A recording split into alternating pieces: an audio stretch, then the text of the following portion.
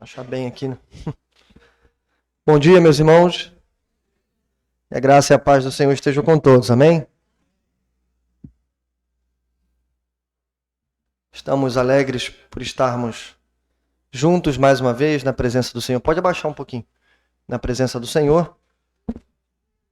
Como o Anderson já bem disse, nesse dia tão importante para a nossa igreja, quando abrimos o nosso mês de festividade.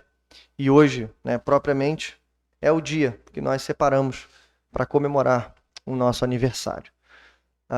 Antes disso, eu quero fazer alguns agradecimentos rápidos aqui. No dia de ontem, a gente teve duas atividades aí bem diferentes, mas que demandaram muitos esforços, né? O primeiro foi o nosso torneio da Jubaquita, né? E tivemos aí um time de excelência preparado, que lutaram, né, Caio? Apanharam, né? Aconteceu de tudo lá, irmãos, mas graças a Deus, nosso time foi valente, né? Não ganhou o troféu, mas com certeza representou bem a nossa igreja. Tá, então quero agradecer os nossos meninos aí.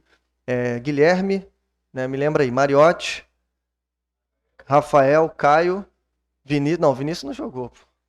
Cadê? E o Arantes. Arantes é o nosso artilheiro, tá? Para quem não sabe, ore pela vida dele, irmãos. Ele apoiou muito ontem lá. Mas, né, conseguimos ganhar algumas partidas, mas Deus sabe todas as coisas. Na próxima a gente vai ter um time aí com reservas, jogaram sem reservas. Então eu concito os homens da igreja aí para no próximo torneio a gente comparecer, tá bom? Inclusive eu. O outro agradecimento são os nossos músicos, a nossa equipe de louvor, que ontem, né, de forma precisa, né, estivemos aqui ensaiando, passamos aí boa parte do sábado aí nos dedicando aqui ao Senhor, para que hoje à noite pudéssemos apresentar, né, um recital, como eu falei aqui já, né, não só belo, não só bem apresentado, mas acima de tudo que glorifique o nome do Senhor. Tá bom? Então vamos estar orando por esse projeto e, claro, né, desde já conto com a participação e a presença de todos vocês, tá bom? Bom, irmãos, então, dito isso, podemos seguir para o nosso texto. Eu quero ler com você o texto de 2 Samuel, capítulo 4, a partir do verso 5. 2 Samuel, capítulo 4, verso 5.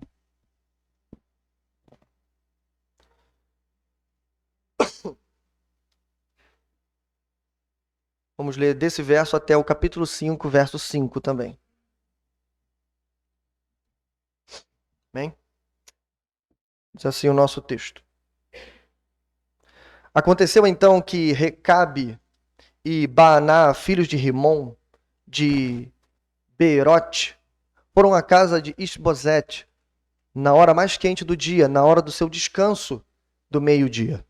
Os dois entraram na casa como se fossem buscar trigo, transpassaram-lhe o estômago e depois fugiram. Eles haviam entrado na casa enquanto Isbosete estava deitado em seu quarto. Depois de o transpassarem e o matarem, cortaram-lhe a cabeça e, levando-a, viajaram toda a noite pela rota de Arabá. Levaram a cabeça de Isbosete a Davi, em Hebrom. E lhe disseram: aqui está a cabeça de Isbosete, filho de Saul, teu inimigo, que tentou tirar-te a vida. Hoje o Senhor vingou o nosso rei e senhor de Saul e de sua descendência. Davi respondeu a Recabe e a Baaná, seu irmão, filhos de Rimom de Beerote: juro pelo nome do Senhor, que tem me livrado de todas as aflições. Quando um homem me disse que Saul estava morto, pensando que me trazia boa notícia, eu o agarrei e o matei em Ziclag, como recompensa pela notícia que trouxe. Muito mais agora que homens ímpios mataram um inocente em sua própria casa e em sua própria cama. Vou castigá-los e eliminá-los da face da terra, porque vocês fizeram correr o sangue dele. Então Davi deu ordem a seus soldados e eles os mataram. Depois cortaram as mãos e os pés deles e penduraram os corpos juntos ao açude de Hebrom. Mas sepultaram a cabeça de Isbosete no túmulo de Abner, em Hebrom. Representantes de todas as tribos de Israel foram dizer a Davi, em Hebrom: somos sangue do teu sangue. No passado, mesmo quando Saul era rei, eras tu quem liderava Israel em suas batalhas. E o Senhor te disse: você pastoreará Israel, o meu povo, e será o seu governante. Então todas as autoridades de Israel foram ao encontro do rei Davi em Hebrom. O rei fez um acordo com eles em Hebrom, perante o Senhor. E eles ungiram Davi, rei de Israel. Davi tinha 30 anos de idade quando começou a reinar. Reinou durante 40 anos em Hebrom. Reinou sobre Judá 7 anos e meio. E em Jerusalém reinou sobre todo Israel e Judá 33 anos. Amém? Esse é o nosso texto. Vamos orar mais uma vez. Pai nosso que estás nos céus, bendito e exaltado é o teu nome, Senhor. Obrigado, Senhor, pela tua palavra lida. Obrigado por esse culto prestado. Obrigado pela presença dos meus irmãos que aqui estão. Mas todos nós, Senhor, esperamos, Senhor, nos assentamos agora, em silêncio, em calma, em tranquilidade, para ouvir o Senhor falar. Então fala conosco, Senhor. Creio que há uma palavra dentro desse texto, embora pareça um pouco confuso e caótico, mas a tua mão, Senhor, pode ser vista aqui. Então fala conosco, para que a tua igreja seja edificada e o teu nome glorificado. Em nome de Jesus. Amém. Bom, irmãos, o tema que vamos pensar rapidamente nessa manhã se chama Pare de lutar para que você possa reinar. Vou repetir. Pare de lutar para que você possa reinar. A gente acabou de ler no capítulo 5 o tão sonhado dia da vida de Davi. Capítulo 5, né, se eu começasse a leitura no capítulo 5, para quem talvez não esteve acompanhando a série de mensagens ou não conhece muito bem o texto de 2 Samuel, você ia ver um relato, de prosperidade. Você ia ouvir agora um relato de Deus cumprindo a sua promessa na vida do seu filho. Um relato belíssimo, onde todas as lideranças de Israel estão reunidas, lá em Hebrom, eu já disse, a cidade mais importante de Judá, onde os reis eram consagrados, uma espécie de capital política de Judá. E lá, nesse lugar, Davi é honrado. As lideranças não só estão em corpos ali, mas elas estão unidas em mente, todos num só pensamento, dizendo, Davi, de fato, não é só sangue do nosso sangue, ele não é só o nosso guerreiro, desde os tempos de Saul, ele é o pastor de Israel, vamos ungí-lo, e é isso que acontece. Então, o capítulo 5 mostra esse momento tão aguardado, gente. A gente está lutando junto com Davi já há vários domingos aqui, né? E mesmo após a morte de Saul, a gente viu que Davi não chegou no trono tão fácil assim. Mas, diferente disso, a gente leu o capítulo 4 também. A gente leu boa parte do capítulo 4 e a gente tem ouvido como tem sido difícil para Davi durante esses 7 anos e meio em que ele somente está reinando no Reino do Sul. Bom, antes de chegarmos no capítulo 5, antes de chegarmos no trono, antes de entronizarmos Davi, Davi ainda tem uma lição a nos ensinar. E essa é a lição. Parem de lutar para que vocês possam reinar. Essa é a última lição e eu já adianto, irmãos, é uma lição dificílima para o crente. Não foi só difícil para Davi, não é só difícil para todos os crentes em todos os tempos, mas para nós também. Parar de lutar é difícil, porque a gente tem que confiar na força de outro. Bom, um sobrevoo rápido sobre o que temos visto, na história de Davi durante esses 7 anos e meio até chegar no capítulo 4. Se você quiser, você pode desfolhar sua Bíblia e olhar. A gente não vai ler, mas você pode olhar o texto, tá bom? Capítulo 2 abre dizendo que Davi é ungido rei em Judá. Ok? Ainda no capítulo 2, pouco mais à frente. Ao mesmo tempo, Isbosete também é ungido rei. Ora, como isso? Davi era ungido, Saul morreu, e agora, obviamente, acontece aquilo que todos esperavam. Davi é ungido rei. Mas como a gente viu, ele foi ungido rei apenas e reconhecido apenas pelo Reino do Sul.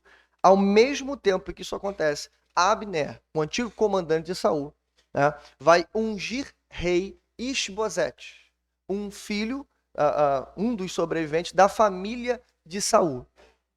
A gente já vai falar dele. Mas então isso acontece por mão de Abner. Isbosete é ungido rei, pelo menos do Reino do Norte. Finalzinho do capítulo 2, como consequência dessas ações, instaura uma guerra civil em Israel. A gente viu um massacre terrível, baixas de ambos os lados, embora o lado de Davi saia um pouco mais vitorioso. Mas enfim, irmãos, quando a gente briga dentro de casa, não tem vencedor, ok? Quando uma nação briga, quando estamos em guerra dentro de nossa pátria ou de nossa casa, não há vencedores. Todos perdem. E é isso que acontece. Uma guerra civil terrível. Uma consequência específica dessa guerra é a morte do irmão de Joabe. Tá? Joabe é o comandante de Davi. Veja, então a gente vira para o capítulo 3, e aí a gente tem uma mudança na história. Qual é a mudança? Esse comandante Abner, que ungiu Isbosete, agora ele meio que vira a casaca, né, como foi pregado aqui. Ele muda de lado. Né? Abner briga com Isbosete, Isbosete faz um comentário ali moral, né, sobre o comandante não gosta, briga com o então ungido rei, e aí vai se aliar a Davi.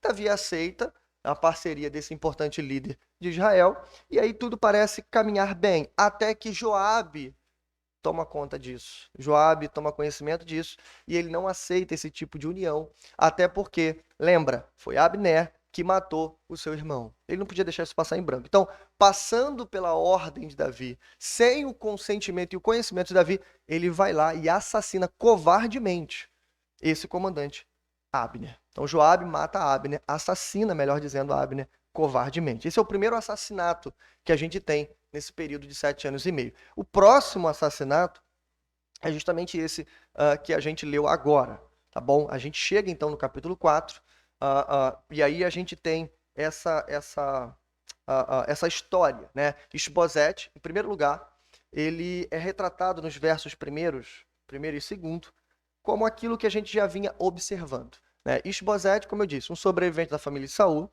né? Foi ungido rei por mão de Abner, tá? Mas ele não passava de uma marionete. Ele era um homem fraco, ao que tudo indica, né? Um homem sem expressão política, sem o dom da liderança, enfim, era alguém que era desinteressante. E aí, por conta do sangue, Abner coloca ele como rei. Quando Abner morre, e ele toma conhecimento disso, o texto fala que ele ficou apavorado. As palavras do texto dizem que ele perdeu a coragem. E aí ele foge, né, para sua tribo, para sua casa. Ele desiste, irmão, desiste dessa história de ser rei, desiste dessa história de lutar contra Davi. Interessante aqui que no verso 1, quando o texto diz que Isbosete perde a coragem, diz também que o povo perde a coragem. Interessante isso, né? Isso aí, irmãos, é um indicativo rápido e fácil para a gente de que o líder, por mais fraco que ele seja, o rei, o governante, enfim, o pastor até, por mais fraco que ele seja, quando ele desiste, quando ele está com medo, né, quando ele está com alguma dificuldade, ele precisa abandonar e fugir, ele arrasta o povo junto com ele. É basicamente isso que acontece. Porque quando o reino do norte perde o seu líder, ainda que fosse desajeitado, mas eles pensam o seguinte: o que Davi vai fazer com a gente? Imagina o que esse rei do sul, agora, que diferente desse, não tem medo, é corajoso. Imagina o que ele vai fazer com a gente. Esse era o pensamento que provavelmente estava na cabeça deles. Eu preciso que você guarde essa informação, porque a gente vai usar ela já já. Logo depois o texto abre apresentando os nossos assassinos. Os versos 2 e 3 são importantes, vou explicar por quê. Embora sejam personagens estranhas, não conhecíamos, agora a gente conhece. O que é importante dessa informação? É você entender que os nossos assassinos são benjamitas. Pastor, por que isso é importante? Porque estamos falando da própria tribo de Saul e, obviamente, de Isbosete. Então, nós não estamos falando de assassinos que foram enviados por Davi. Estamos falando de assassinos traidores da própria tribo, que deveriam ser leais. Inclusive, os dois eram comandantes, tá? Menores, mas eram comandantes de Isbosete. Então, são assassinos e traidores. Verso 4 insere para a gente um novo personagem, que hoje a gente não vai falar dele, mas é importante citá-lo aqui. É o tal do Mefibosete. Grava esse nome, porque lá no capítulo 9 a gente vai voltar. E, irmãos, adianto, é uma das histórias mais comoventes desse livro. Mas lá a gente vai tratar dela. Aqui, por hora, por que o autor cita Mefibosete? Porque Mefibosete é uma espécie de neto. Ele é filho de Jonatas, neto de Saul, ou seja, um descendente de Saul. Então, é como se o narrador estivesse dizendo para a gente: olha em que estado está a descendência de Saul. A casa de Saul está em total decadência. De forma que o último filho é morto, mas veja, pelo menos o último filho conhecido de Saul é morto, mas veja, olha os descendentes dele, sobrou um, mas é aleijado, coitado. Né? Tá lá, não sei aonde, escondido. E aí o texto prossegue, então, contando como é que se deu esse assassinato. Bom, passando rapidamente por esse assassinato, ele é cruel, ele é terrível, né, por vários motivos, mas eu vou elencar aqui pelo menos quatro. Quatro motivos porque esse assassinato é terrível. Inclusive, esse assassinato é pior do que o primeiro. Eu disse para você, Joabe matou Abner sem o consentimento de Davi. Mas o primeiro assassinato, pelo menos, tem uma explicação. Pelo menos tem uma motivação clara, que é a vingança. Embora a gente não esteja justificando aqui, tá, irmãos? Estamos apenas explicando. Há uma motivação. Um matou o irmão do outro. E aí ele foi lá e tirou a satisfação. Tudo bem. Agora aqui, vamos ver. O negócio é diferente. Em primeiro lugar, os assassinos eram comandantes de Isbosete. Já falei isso. Então foi traição, tá? Segundo, eles eram da mesma tribo. Eram todos benjamitas. Ou seja, são da mesma casa. Você pode colocar, são primos, são parentes.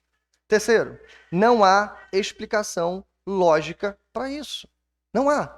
A única explicação que a gente consegue arrumar, né, para essa história toda é talvez um reconhecimento por parte de Davi. É a motivação daquele servo amonita que entregou para Davi a notícia de que Saul tinha morrido, que levou a coroa a Davi querendo talvez uma promoção, querendo talvez um reconhecimento. Talvez isso. Mas isso, irmãos, não explica e muito menos justifica. Quarto lugar, eles pegaram o camarada desarmado, deitado na sua cama no momento de descanso. Nenhuma batalha foi. Nada, não deram chance para ele. E de novo, né? Além disso, era um camarada fraco, coitado. Era um camarada medroso, que tinha se escondido. Mas, irmãos, não tinha necessidade de matar Isbosete. Não tinha. O fato dele voltar para casa significa ele abandonou tudo. Não precisava ter matado o pobre homem. Ele era uma marionete na mão de um homem mau. Não precisava, mas enfim. Foi isso que eles fizeram. O verso 8 é interessante, do capítulo 4, porque é quando eles chegam a Davi e eles entregam a cabeça do pobre homem para Davi, crendo que tinham feito uma boa ação. Aqui é importante, irmãos, você entender. Vamos ler o versículo de novo? Porque aqui eles fazem uma espécie de releitura da vontade de Deus. E é sempre interessante você ver quando o ímpio acha que entendeu a vontade de Deus. É interessante, veja. Verso 8. Levaram a cabeça de Isbosete a Davi e lhe disseram: aqui está a cabeça de Isbosete, filho de Saul, teu inimigo, que tentou tirar-te a vida. Hoje o Senhor vingou o nosso rei e senhor de Saul e de sua descendência. Então veja, duas coisas erradas aqui. Primeiro, Isbosete é teu inimigo. Eu já falei isso aqui. Dentro de casa não há inimigos. Dentro da nossa nação não há inimigos, irmãos. Não há. Pode ter divergência de pensamento, pode ter divergência de opiniões, mas somos uma mesma família e somos uma mesma pátria. Não há inimigos, não deveria haver inimigos aqui, ok? Segunda coisa, o Senhor havia vingado Davi. Que história é essa?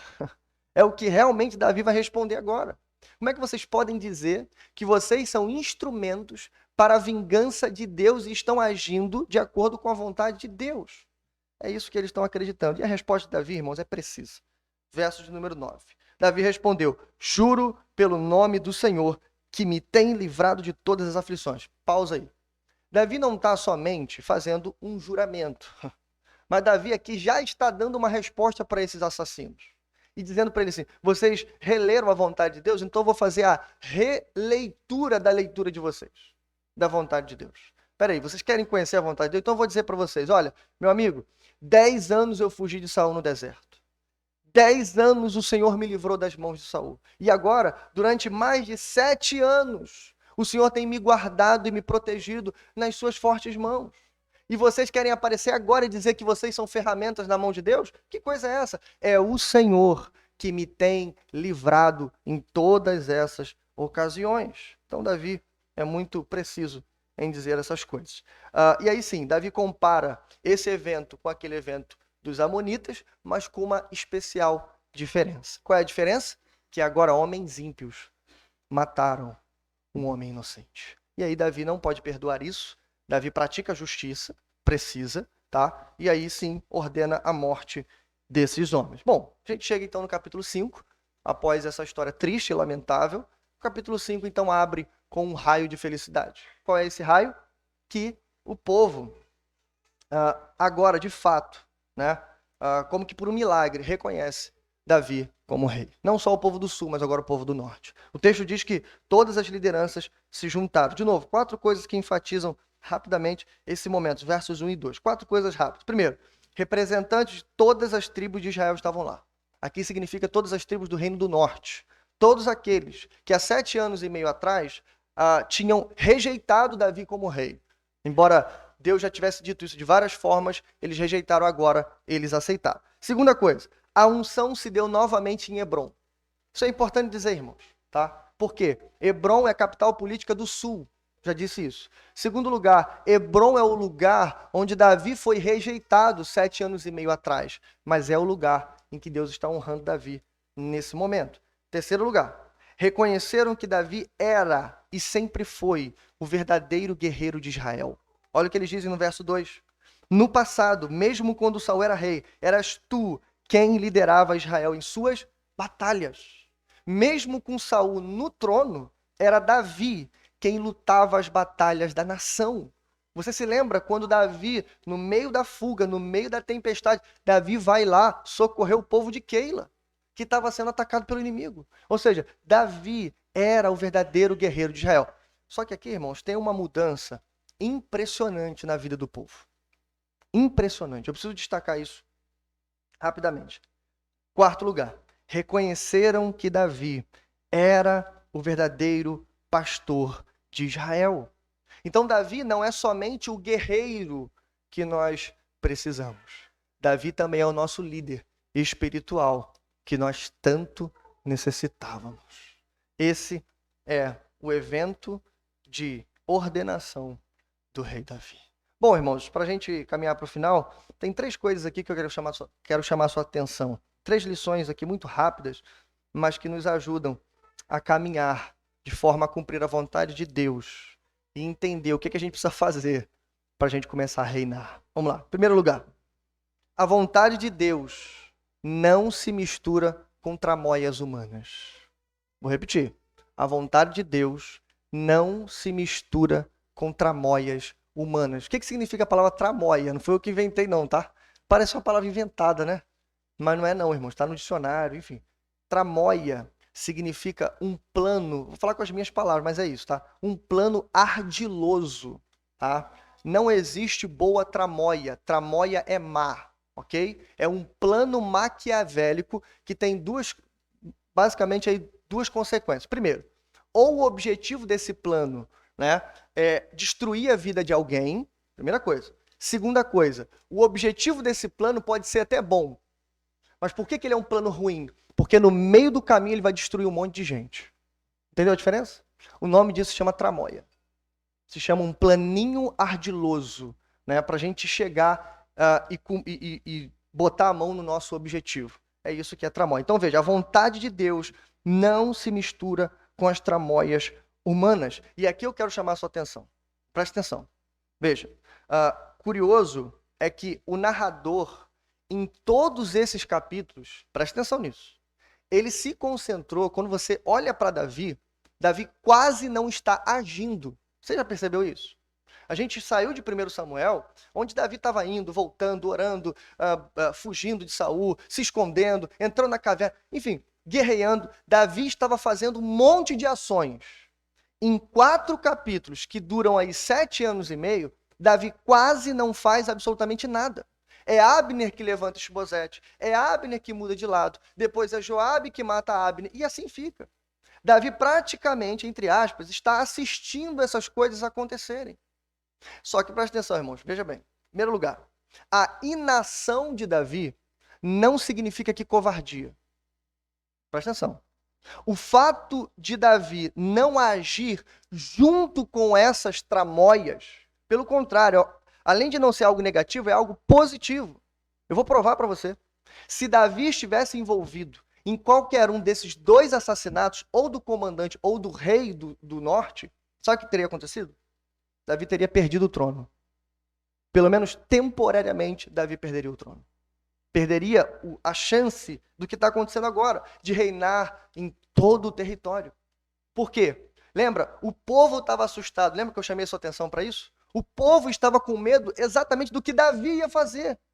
O que será que Davi vai fazer agora? Eles olham para a atitude de Davi. Lá, se você voltar um pouquinho, lá no capítulo 3, né, quando Davi, ao invés de sapatear sobre a morte de Abner, Davi lamenta. E olha no final a reação do povo de Israel, versos 36 e 37. Todo o povo ouviu isso e aprovou, de fato, tudo o que o rei fazia, o povo aprovava. Assim, naquele dia, todo o povo e todo Israel reconheceram que o rei não tivera participação no assassinato de Abner, filho de Ner. Veja, irmãos. Todo o povo reconheceu, Davi não está participando dessas coisas. Então Davi consegue sair vitorioso. Davi não participa dessas tramóias. Um fato curioso aqui para você. O texto de 2 Samuel vai narrar o pior pecado da vida de Davi. Está chegando, está um pouco à frente, mas vai chegar lá.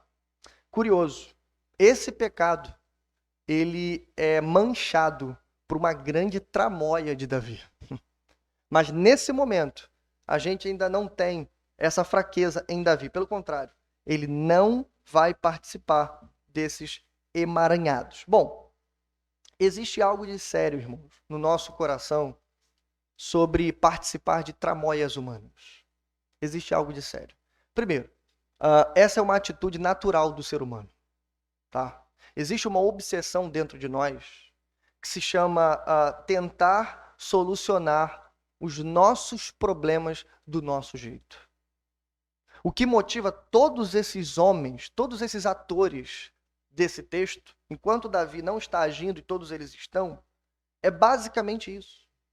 Cada um querendo solucionar o seu problema exatamente do seu jeito. A gente viu como que Abner, depois que ele muda de lado, como que ele sabia já há muito tempo que o rei era Davi, não era outro. Então a pergunta é, por que ele unge outro camarada? Por que ele quer Isbosete no poder? Para perpetuar sua dinastia, para se manter no poder, interesse pessoal e coisas do tipo. Ele sabia que não era a vontade de Deus, mas ainda assim, ele faz. Por quê? Ele deseja solucionar os seus problemas do seu jeito. Irmãos, essa tentação está dentro de cada um de nós. E ainda fazendo isso, a gente mente para nós mesmos, dizendo, Deus está do nosso lado. Ele está com... Lembra do que os assassinos falaram? Lembra do que o servo amonita disse? Olha, eu sou instrumento da vontade de Deus. Hoje o Senhor vingou, né, a sua casa através de nós. E não é isso, irmãos. A vontade de Deus não está aliada a esse tipo de coisa. Eu vou dizer para você onde que Deus está. Filipenses 4, 8 e 9, um texto famosíssimo e lindo. Olha só onde que Deus está. Finalmente, irmãos, tudo que for verdadeiro, tudo que for nobre, tudo que for correto, tudo que for puro, tudo que for amável, tudo que for de boa fama, se houver algo de excelente ou digno de louvor, pensem nessas coisas. Tudo que vocês aprenderam, receberam, ouviram e viram em mim, ponham-no em prática, e o Deus da paz estará com vocês. Veja, irmãos, é aqui que Deus está. Não na mentira, não na bajulação, não no suborno, não no jeitinho brasileiro, não no dinheiro colocado dentro da gaveta e coisas do tipo. Deus não está nas tramas e embaraços humanos. A vontade dele é boa, perfeita e agradável. Bom, uma pergunta que eu quero fazer aqui no final desse ponto é perguntar como é que isso aponta para Jesus? Como é que essa lição aponta para Jesus? Muito simples. Assim como Davi, pelo menos nesse momento, aqui ainda. Jesus, irmãos, não se envolveu em nenhuma tramóia humana para cumprir os seus objetivos. Jesus realizou, diferente de Davi, a maior missão já realizada na história da humanidade. Algo, obviamente, é o axioma da história Então nunca houve antes e nunca haverá depois. A maior missão da história da humanidade foi realizada sem nenhuma interferência humana aqui. Nenhuma. Nenhum planinho, nenhum jeitinho, embora seus discípulos tentaram. Embora o diabo no deserto tentou dar um jeitinho. Olha, eu vou te dar tudo isso, vai ser fácil. Jesus não aceitou. Jesus prosseguiu o seu caminho, porque ele só tinha um objetivo. Lembra? Fazer a vontade do Pai. Esse era o objetivo de Cristo. E aí, para encerrar, para fazer a vontade do Pai, irmãos, tem que seguir o caminho do Pai. Não existe a possibilidade da gente estar envolvido em coisas erradas e no final ainda dizer, não, mas eu estava fazendo a vontade do Pai. Você está sozinho, Deus não está com você. Para fazer a vontade dele, tem que seguir o caminho dele. Amém? Segundo lugar.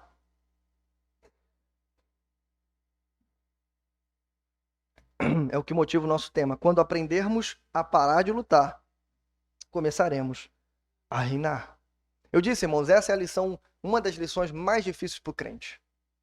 Porque parar de lutar é basicamente você confiar em outro ou em outros.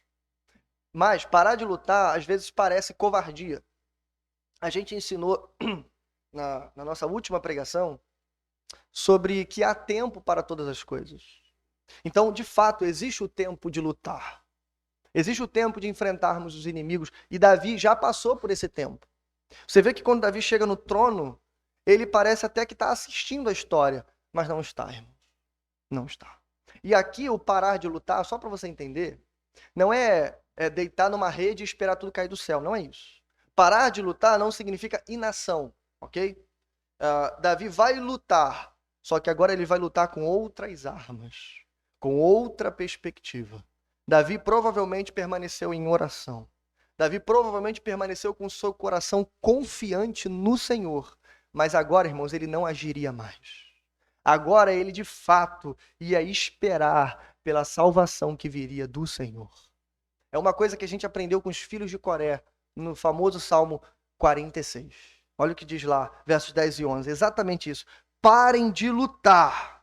Saibam que eu sou Deus. Serei exaltado entre as nações. Serei exaltado na terra. O Senhor dos exércitos está conosco.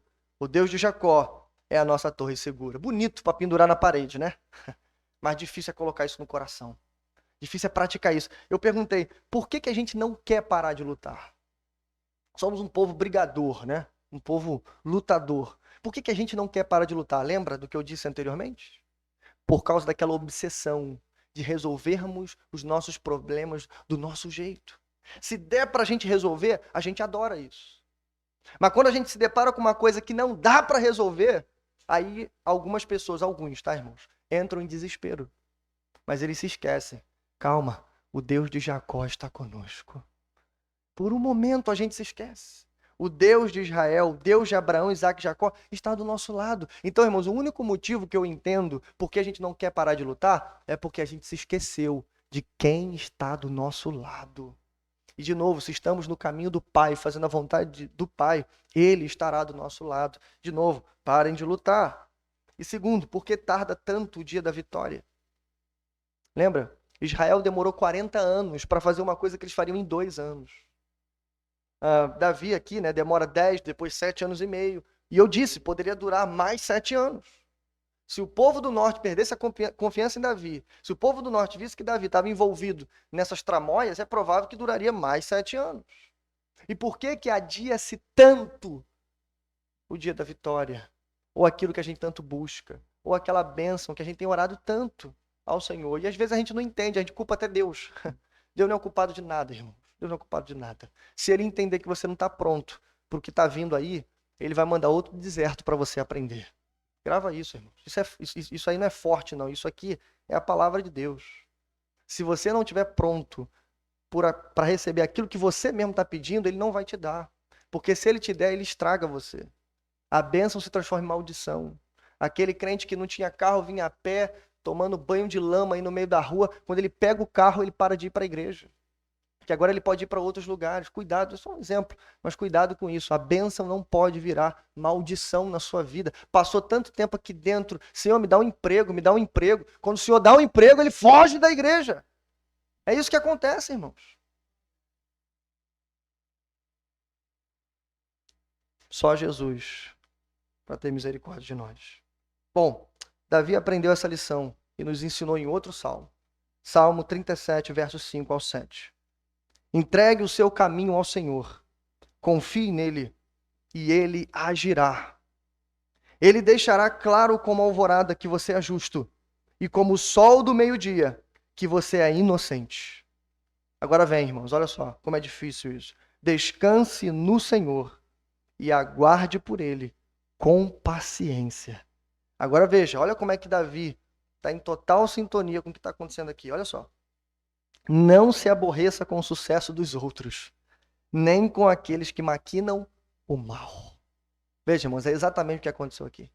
Mas diferente disso, Davi volta e diz: descanse no Senhor e aguarde por ele com paciência. Talvez, irmãos, tenha cessado tudo aquilo que você tinha para fazer. Você já fez. Agora você precisa ajoelhar, orar e esperar pelo Senhor. Bom, de novo, como é que isso aqui aponta para o nosso Cristo? Assim como Davi, mais do que Davi, Jesus teve que ser resiliente. Jesus teve que esperar com paciência. Jesus, irmãos, presta atenção nisso, não pegou em armas, não liderou revolução. No momento da prisão dele, teve um foco de incêndio, não sei se você lembra. Na hora que o soldado ia agarrar ele, Pedro, impetuoso, sacou a espada e cortou, desferiu um golpe, arrancou a orelha de um soldado, pobre soldado. Sabe o que Jesus fez naquele momento? Ele apagou o incêndio. Mais do que isso, ele curou o soldado. Irmãos, sabe o que significa, irmãos? Jesus se entregou como um cordeiro mudo. Foi difícil para os discípulos entenderem, irmãos, mas essa atitude garantiu a nossa vitória. Lembra que teve uma vez que os soldados vieram, ele bradou, todo mundo caiu no chão. Bastava uma palavra, todos eles seriam destruídos. Imagine um olhar do Deus que criou o universo sobre a cruz. As pessoas dizendo, desça da cruz, se é que tu podes. Salva-te a ti mesmo. Não sabiam eles que um olhar daquele Cristo poderia fulminar todos os homens, removê-lo da cruz e colocar sobre eles. Mas não foi isso que ele fez. Ele se entregou como um cordeiro mudo. Um fato curioso, irmãos, no Novo Testamento, é que todos os textos que falam sobre a ressurreição de Jesus, nenhum deles você vai achar que Jesus, vou ser redundante, ok? Se ressuscitou a si mesmo. Ok? Não há nenhum texto no Novo Testamento que diga que Jesus se auto-ressuscitou. Todos os textos começam assim, e Deus o ressuscitou dentre os mortos. Sabe por que isso, irmãos? Por motivos óbvios, mas veja, isso aqui é muito importante. Porque essa era a última prova de obediência de Jesus ao Pai. Jesus, irmãos, só seria ressuscitado se a oferta fosse aceita. Presta atenção nisso. Então ele se entrega, irmãos, como um cordeiro mudo. Ele dá tudo na cruz, ele morre, ele se entrega como servo obediente, ele vai até a morte. Ele morre, é sepultado, mas ele teria que esperar o Pai. Uma vez aceitando a oferta, o ressuscitaria dentre os mortos. E foi isso que aconteceu, irmão. A oferta foi aceita e Jesus ressurgiu dos mortos para a nossa vitória. Bom, terceiro lugar, precisamos reconhecer o guerreiro e o pastor.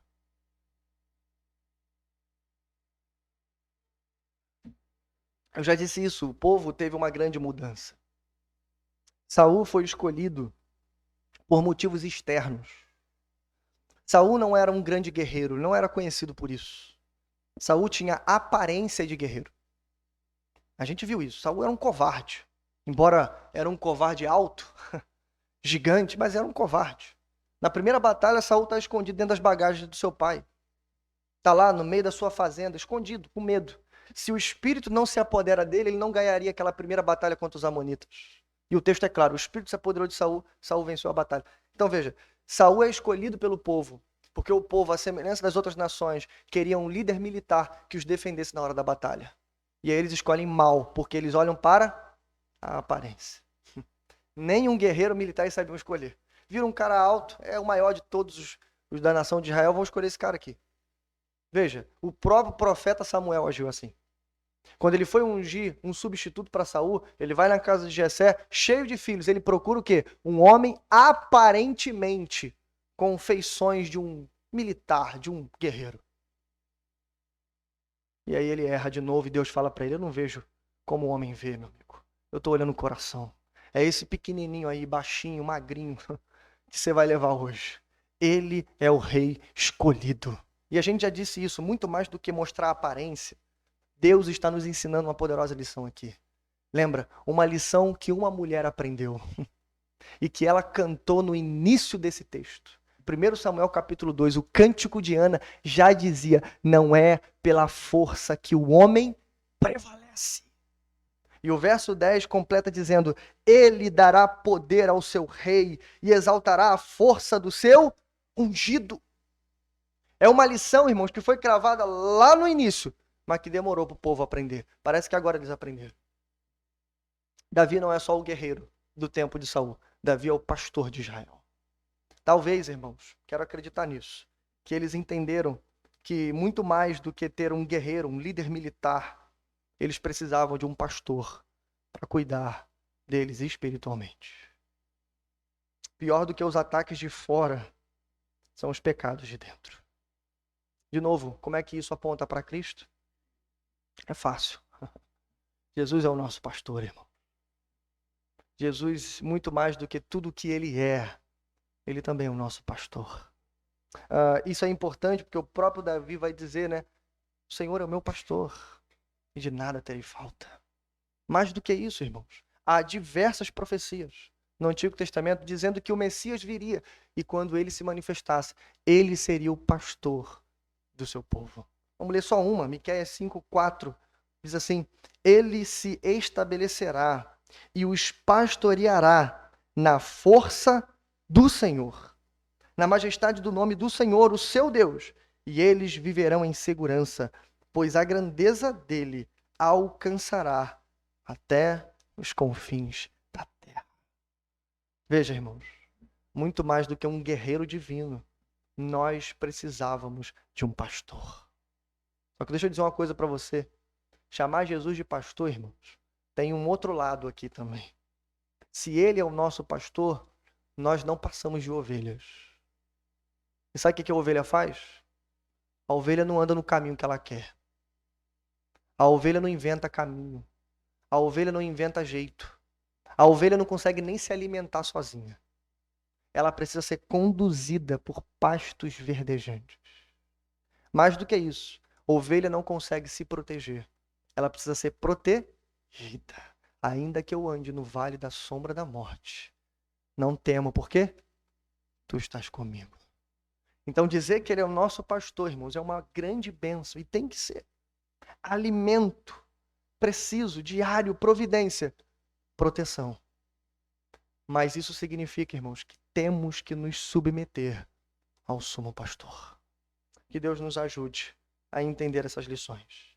E talvez a pior de todas elas seja: é tempo de esperar, de confiar no Senhor, de entregar o controle da sua vida ao Senhor e dizer: Senhor, eu espero em Ti, eu confio no Senhor.